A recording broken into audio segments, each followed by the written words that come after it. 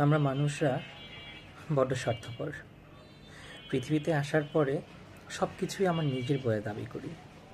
বাড়ি, গাড়ি, স্ত্রী, পুত্র, স্বামী, সংসার, প্রত্যেকটা জিনিসই আমার।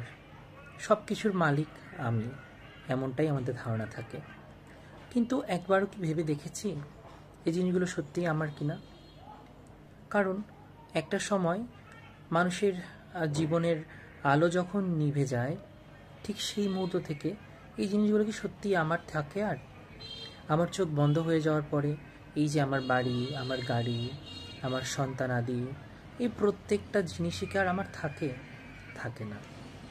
তখন আমি মানুষ থেকে লাশে পরিণত হয়ে যাই। একটা মানুষের নাম তখন পরিচিতি পায় লাশ হিসেবে। তো তাহলে কেন